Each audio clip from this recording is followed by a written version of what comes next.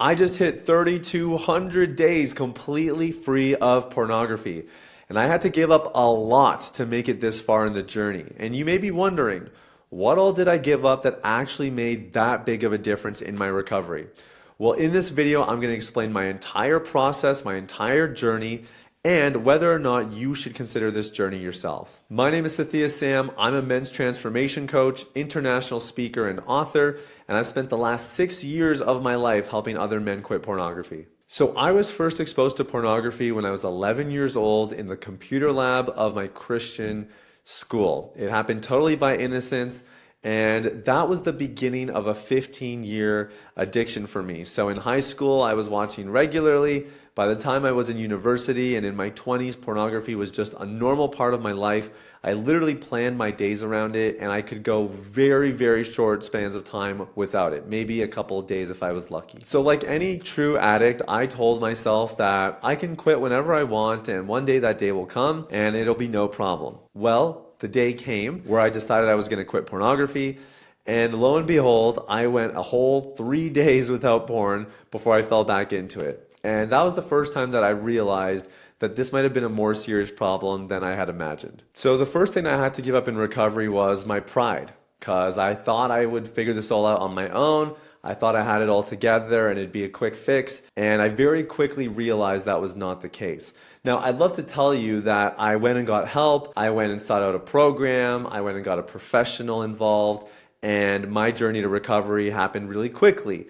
But that's not my story. In fact, I spent the next 3 years still trying to do it relatively on my own. A couple of my friends knew and were involved a little bit, but most of it was me trying to figure this thing out, have an epic story that I could tell people one day about how I quit on my own, and I was going to show it all off to the world. And unfortunately, that didn't happen. Instead, for those 3 years, I went through what's called the binge purge cycle. So I would have a bad relapse, I'd binge pornography, I'd feel terrible afterwards, I'd decide I'm never going to do it again, I'd quit, I'd purge, I'd clear the history, and I'd make a promise to God that I'm not going to turn back.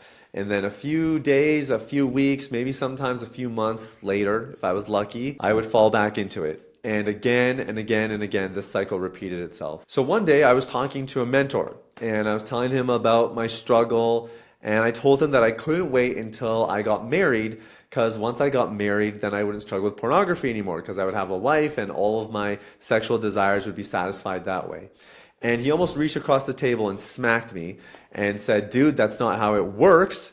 Marriage is a magnifier. If it's a problem now, it'll be a bigger problem later." And that really struck a chord with me. And I asked him, like, are you saying that until I get married, like I should be trying to quit pornography?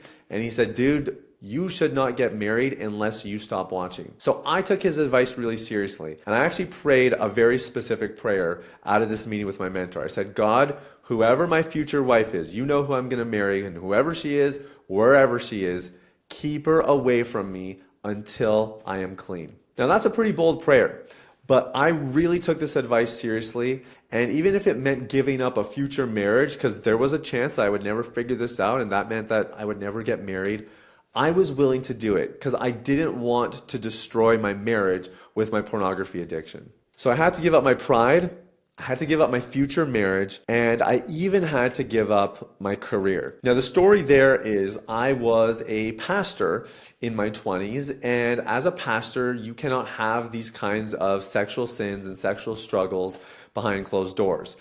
So I kept it secret for a long time, and one day I mustered up the courage to talk to my leader. I was an associate pastor, so he was the senior pastor.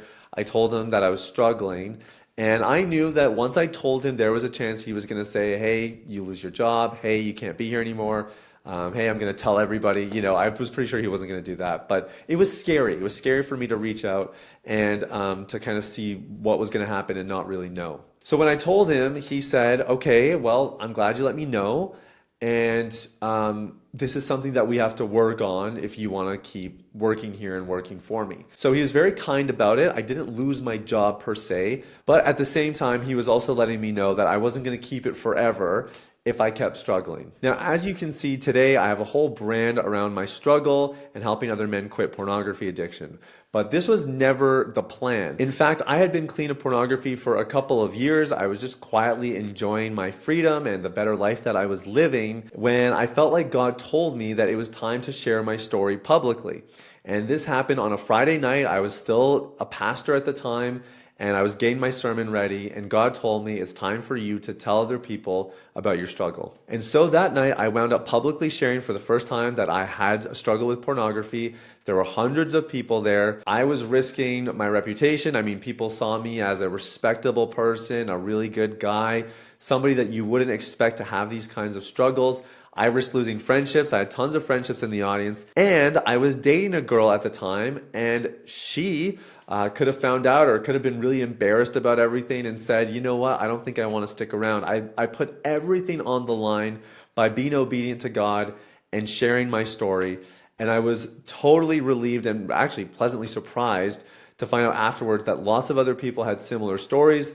Everybody still loved me. Everybody still saw me the same way. And that girl that was in the audience that I was dating, she actually wound up becoming my wife. So she definitely stuck around and she was not embarrassed by it. Getting to marry my wife, the woman of my dreams, by far is the best thing that's come out of quitting pornography. But there's actually a whole list of things in my life that have changed because of it. Let me give you a couple other examples. The second thing is actually that I've been able to help other people with my story, which is something I never really could have even dreamt of. I always thought one day I would quit. I would definitely help some other dudes, or I would share my story here and there and hopefully make a bit of a splash. I had no idea that I would build an entire company with a full team serving guys around the world, helping them quit pornography as well. And those guys are getting married. Those guys are becoming better husbands, better fathers. They're becoming more productive in our society, all because they're quitting pornography and all because I chose to quit many years ago. Now, not only have I been able to help all these guys, I've also been able to share this exact same story on national television, some of the world's top ranked podcasts, and a whole bunch of other platforms that have showcased my story and encouraged other people to pursue freedom.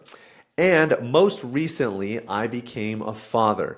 And when I was a young guy struggling with pornography, that was always in my heart. I wanted to be an actual role model for my kid. I didn't want to just tell my kids, hey, you shouldn't watch pornography, it's bad. Meanwhile, I'm being a hypocrite behind closed doors.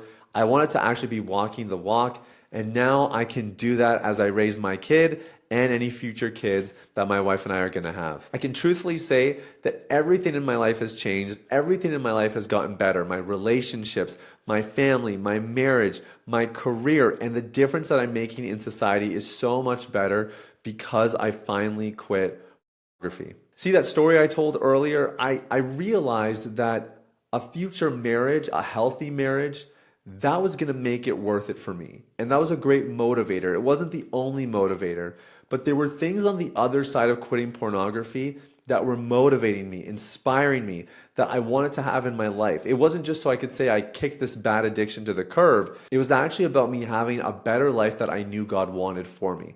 So what is it for you? What would make recovery worth it for you? And once you can answer that question clearly, then it's really just a matter of finding the right solution for you until you achieve your desired outcome. If you enjoyed this video and you got some value from the content that I shared, make sure you subscribe to the channel. I'm working on some awesome content for you to help you quit porn. I'll see you in the next one.